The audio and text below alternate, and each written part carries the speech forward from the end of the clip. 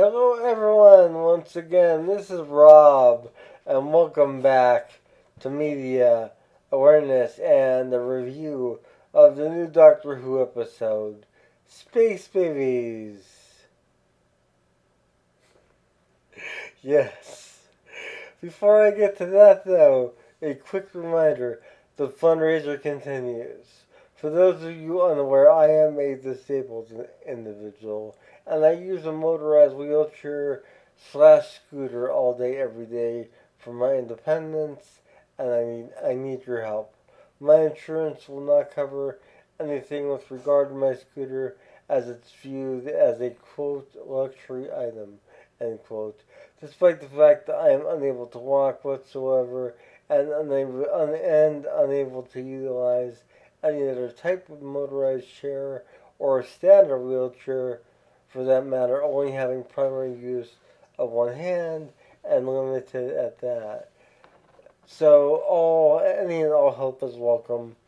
There is a spot fund account linked below the title and the description. It's also in the separate section below that. And believe me, when I say any and all help is welcome, I do sincerely mean it. The upkeep on this scooter refurbishing that I'm currently doing and the technicians are not cheap whatsoever. So this is a costly endeavor and it's a timely process as well. So any and all help is definitely welcome. Please do what you can, and I do want to extend a gracious thanks to those who have contributed thus far, in addition to those who plan on contributing, as your contributions have and will make a world of difference in my life. And for those who have contributed, you already know how much your contributions have improved my overall quality of life. So thank you all. I love you all. On with this review. So, before I get to this, I just have to rant a little bit. Um, I wanted to do this review yesterday, um, Saturday. The episodes premiered here in the U.S. on Friday, and I planned on doing my Doctor Who reviews on the two new episodes yesterday and then today. However, Friday evening, as I was about to call it a night, my toilet decided to fracture into pieces. And I wish I were joking, but it disintegrated. And I hadn't used it yet. So that was really not a good time. Um, I wasn't hurt. Please don't be concerned. Um, but it was unsettling to say the least. And everything has been taken care of in there since. And I do have a new toilet that is operational, and I really appreciate those who were able to make that happen. But it's just another monkey in the monkey wrench in the everyday life that is my life at this point in time.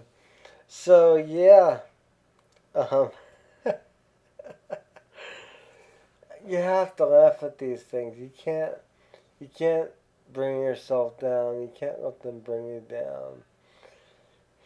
You kind of just have to go with the flow and really just live life and take things as they come, even if it means um, your toilet disintegrating. So remember that when your toilet disintegrates, because oh my god, it's still so surreal that this actually happened. Anyway, moving on to something a little less um, emotionally and mentally agonizing. Doctor Who Space Baby. Let's say a little because uh, there are some aspects of this episode that I felt really were good and some that weren't. And I want to discuss all of that here as briefly as possible. This review will contain spoilers, obviously, so you have been warned. If you don't care, keep watching or watch the episode, then come back and watch. And put your comments in the comment section below with regard to what your opinions are on Space Babies. So, um, this is technically the maiden voyage of um, our new Doctor and his new companion, Ruby Sunday, as we can't really consider the Christmas episode to be a real send off.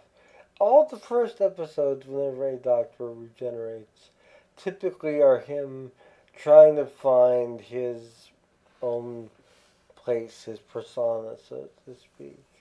And the only time we did not see this was in the case of Christopher Eccleston for the Ninth Doctor. But even that, there was a bit of uh, differences in his portrayal of the Doctor in his first episode versus his second. So, Space Babies.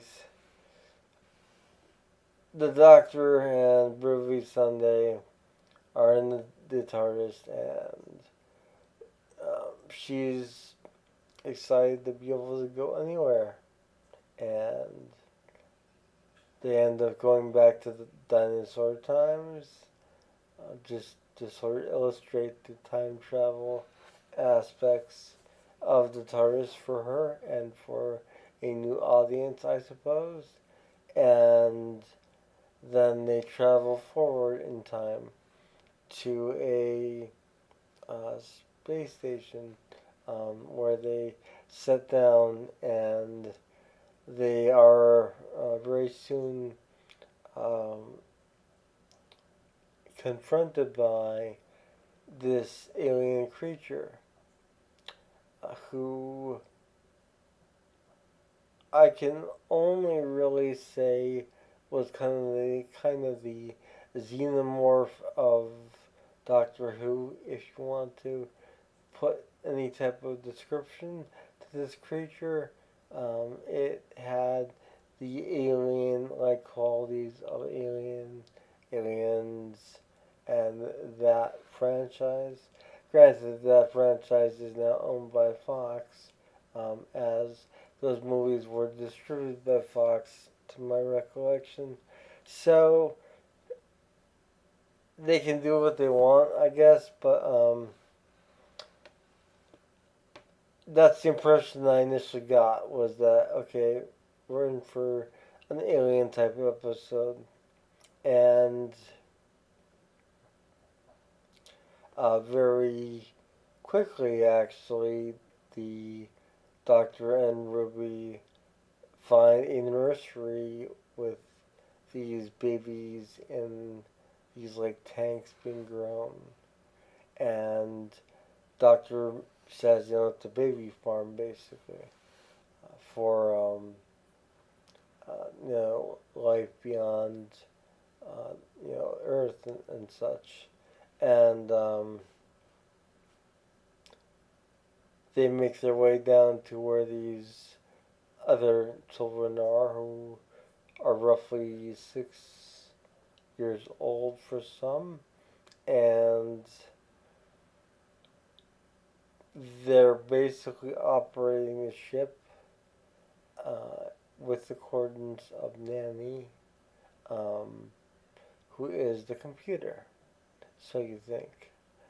And there is a moment, and I had a feeling when I saw this moment that this would be the case. Uh, the computer, aka Manny, says to them, it's time to, I forget what the word she uses is. Basically, it's this mechanical thing puts these tissues down in front of their noses and they blow their noses. And I don't want to say what I thought because I was right, but that's okay. Um, I I watched and doctor puts on a headset and is told to come to this certain section by the computer, which he finds is not a computer. He was wrong. It is an actual person operating the ship, and she is basically in charge of the nursery and the last one there. There are recordings of the crew abandoning ship. No one gives any reason as to why. They're they're just gone, and they're in a space station that is immobile. Unlike the Death Star, which can move, the space station cannot move. So, um, they sorry, lost my train of thought. The Doctor and Ruby realize by watching the monitors that one of the children from the nursery has gone down to confront this creature, who they call the bogeyman. The bogeyman. Now, if you recall your Harry Potter trivia, bogies are in America boogies, which are another word for um, oh God, I can't believe I'm saying this on video. Uh,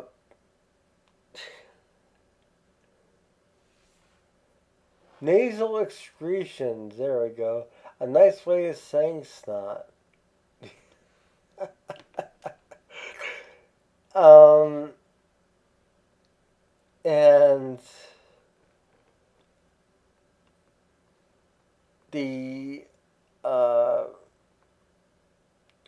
the creature confronts the child, and um, the doctor and Ruby run down because Ruby realizes that she basically instilled a, a feeling of courage into this child, and to face the buggy man, um, and the child gets scared. Its stroller is completely annihilated, and they find the child in a storage container. They scoop up the child, and um, basically, long story short, the nanny decides to blow the bogeyman out the airlock because she can't figure out why it's there and why it um, suddenly came to life. She says it just started making noise in the pipes initially until it became bigger and bigger and became an actual entity. Now, that 6 years happens to coincide with the amount of time that the children have been there and blowing their noses, which the excretions were then put into the space station's system. So basically, the bogeyman is quite literally A snot creature? I can't believe I'm saying this. A snot creature.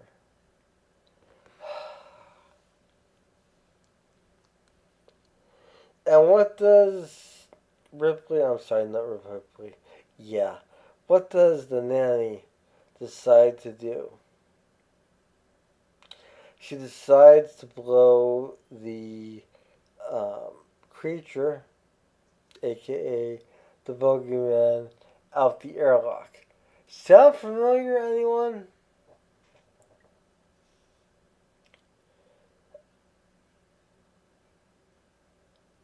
I.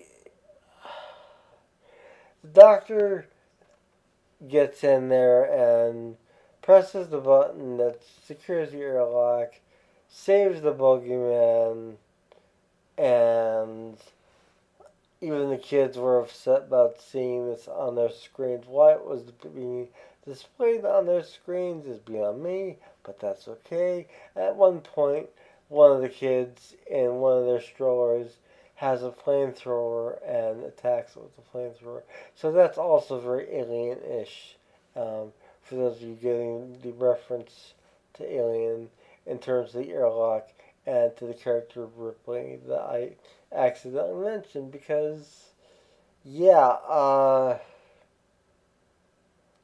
this is very alien. Um, I don't mean alien as in foreign or unknown entity. I mean alien as in a kind of a, I don't want to say parody or knockoff, an inspired movie, an inspired episode from the movie Alien, starring Sigourney Weaver as Ripley. And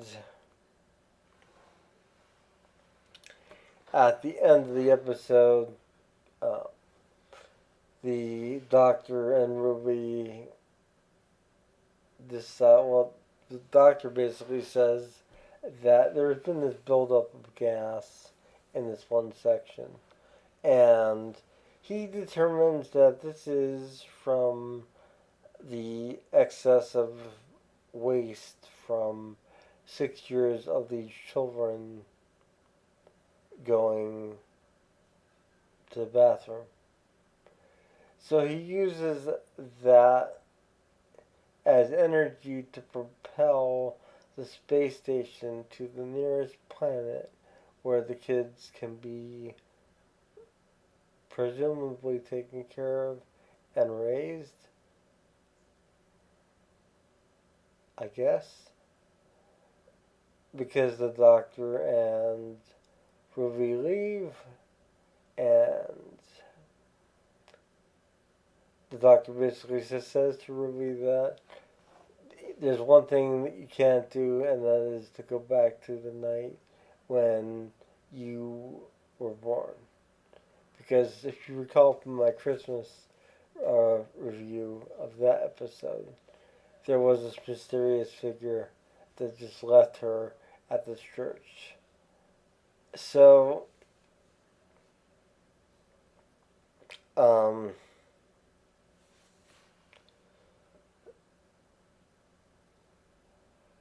she says something like, well, I don't care. I'm going to do as I like. And she really is kind of headstrong about finding out. But in the meantime, they go off and the episode ends.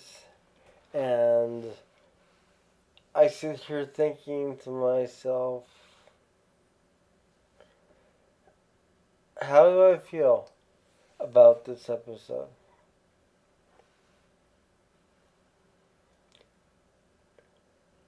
I really am kind of torn on this one. And I was torn on the Christmas one as well. The Christmas one, though, in contrast, actually sits well with me now more so in comparison to this one. And the Christmas one I saw as sort of a labyrinth knockoff.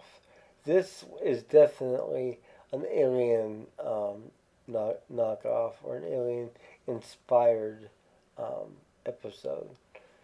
And I think a bit too much. There's there's a lot of visual stylistic elements to the space station, especially where the boogeyman is that are very reminiscent of the original Alien film classic. Um, and I am really not sure how to say I feel about this. I will say this: the new Doctor is great.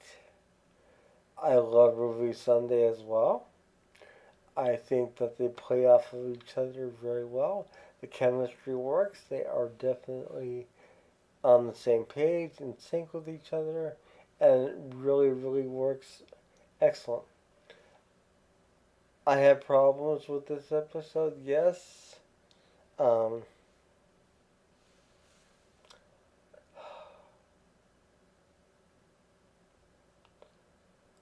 I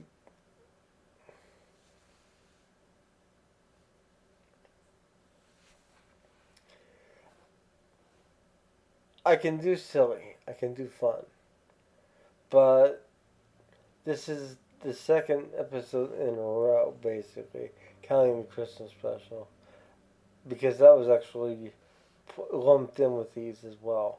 Um, for those of you unaware, so I skipped past that one because I watched it a couple times at Christmas time, and then sometimes after that as well. But this one, I really don't know how I feel about it.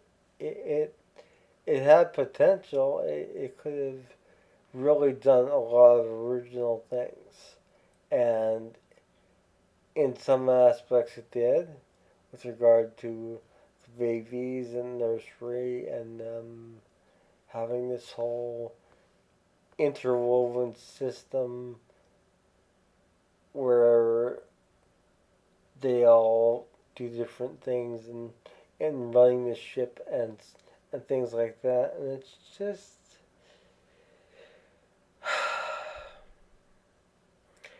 my problems are the similarities to Ridley Scott's Alien, the original, and uh, just the lack of originality in that regard. And I'm trying not to go rough on this one. It is the first technical episode of this new series, and I still have another one to review and watch, which I'll be doing probably tomorrow. But I wanted to get this done before the weekend was out, and I wanted to make sure that you all were able to see this. So once again, this was a review of Doctor Who Space Babies, a very quick synopsis, and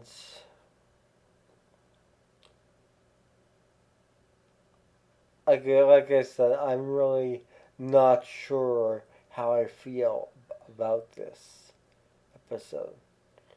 I need to kind of reflect on more. At first impressions are any indication I don't like it.